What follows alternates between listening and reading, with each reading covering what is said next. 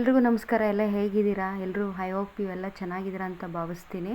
ನಿನ್ನೆ ಮೈಸೂರಿಗೆ ಬಂದಿದ್ದೆ. ಇವತ್ತು ಗುರುವಾರ ಸಂಜೆಯಿಂದ ವ್ಲಾಗ್ ಸ್ಟಾರ್ಟ್ ಮಾಡ್ತಾಯಿದ್ದೀನಿ. ವಾಪಸ್ ಊರಿಗೆ ಹೋಗೋದಿತ್ತು. ಮಗ ಪಾನಿಪುರಿ ಕೇಳ್ದ. ಪಾನಿಪುರಿ ತಿಂತಿದ್ದಾರೆ ಅಮ್ಮ ಮತ್ತು ಮಗ. ಅಲ್ಲಿಂದ ನಾವು ಬೈ ವಾಕ್ KSRTC ಬಸ್ ಸ್ಟ್ಯಾಂಡಿಗೆ ಹೊರಟ್ವಿ. ನೋಡಿದ್ರೆ ಅಲ್ಲಿ ಊರಿಗೆ ಬಸ್ಸೇ ಇರಲಿಲ್ಲ. ತುಂಬ ಹೊತ್ತು ಕಾದ್ವಿ. ಬಸ್ ಸಿಕ್ಕಿ ನಾವು ಮನೆಗೆ ಬರೋಷ್ಟೊತ್ತಿಗೆ ರಾತ್ರಿ 8:30 ಆಗಿತ್ತು.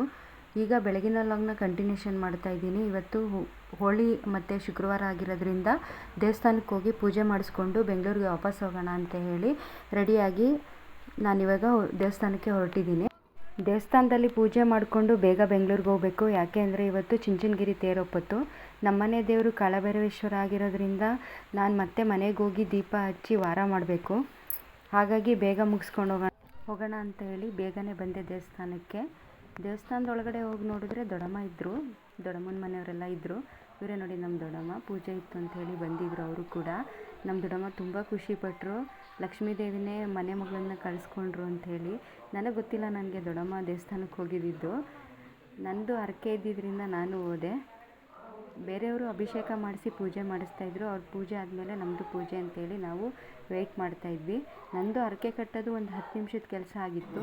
ಆದರೆ ಮಮ್ಮಿ ಮನೆಯವರು ದೇವಸ್ಥಾನದಲ್ಲಿ ಪೂಜೆ ಇಟ್ಕೊಂಡಿದ್ದರಿಂದ ನಾನು ಕೂಡ ಅವ್ರ ಜೊತೆಗೆ ವೆಯ್ಟ್ ಮಾಡಿ ಪೂಜೆ ಎಲ್ಲ ಮುಗಿಸ್ಕೊಂಡು ಹೋಗೋಣ ಅಂತ ವೆಯ್ಟ್ ಮಾಡ್ಕೊಂಡಿದ್ದೆ.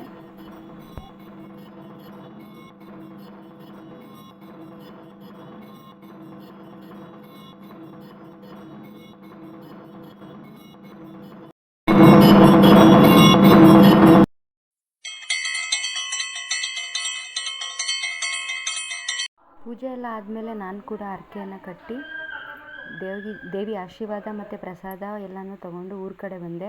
ಊರಲ್ಲಿ ಸ್ವಲ್ಪ ತಿದ್ದು ಊಟ ಎಲ್ಲ ಮುಗಿಸ್ಕೊಂಡು ಹೊರಡ್ತಿದ್ದೆ. ಹೊರಡಬೇಕಾದ್ರೆ ಅಪ್ಪ ಬದನೆಕಾಯಿ ಎಲ್ಲ ಇದೆ ತೊಗೊಂಡೋಗಮ್ಮ ಅಂತೇಳಿ ಕೊಡ್ತಾಯಿದ್ರು.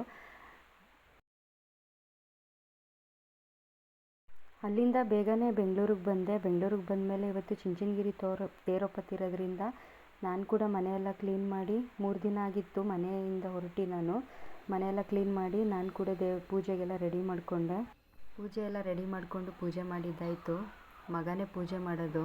ವಾರ ಒಪ್ಪತ್ತಿದ್ರೆ ಪೂಜೆ ಮಾಡಿಬಿಟ್ಟು ನೋಡಿ, ಏನಾದರೂ ಕರ್ಪೂರ ಗಂಧದ ಕಡ್ಡಿ ಇದ್ದರೆ ಅದರಲ್ಲಿ ಆಟ ಅವನಿಗೆ. ಚುಂಚನಗಿರಿ ತೇರೊಪ್ಪತ್ತಿದ್ದರಿಂದ ನಾನು ಕೂಡ ಊರಿಂದ ವಾಪಸ್ ಬರಬೇಕಾಗಿತ್ತು. ಯಾಕಂದರೆ ವಾರ ಮಾಡಲೇಬೇಕು, ಮಿಸ್ ಮಾಡೋ ಹಾಗಿಲ್ಲ. ಮತ್ತು ಮಂಗಳವಾರ ಬುಧವಾರ ಜಾತ್ರೆ ಇರೋದ್ರಿಂದ ಊರಿಗೆ ವಾಪಸ್ ಹೋಗಬೇಕಾಗುತ್ತೆ. ಇದಾಗಿತ್ತು ನನ್ನ ಶುಕ್ರವಾರದ ವ್ಲಾಗ್. ಈ ವಿಡಿಯೋ ನಿಮಗೆ ಇಷ್ಟ ಆಯಿತು ಅಂತ ನಾನು ಭಾವಿಸ್ತೀನಿ. ಇಷ್ಟ ಆಗಿದರೆ ಲೈಕ್ ಮಾಡಿ, ಶೇರ್ ಮಾಡಿ, ಕಮೆಂಟ್ ಮಾಡಿ, ಸಬ್ಸ್ಕ್ರೈಬ್ ಆಗೋದನ್ನ ಮರಿಬೇಡಿ. Thank you for watching.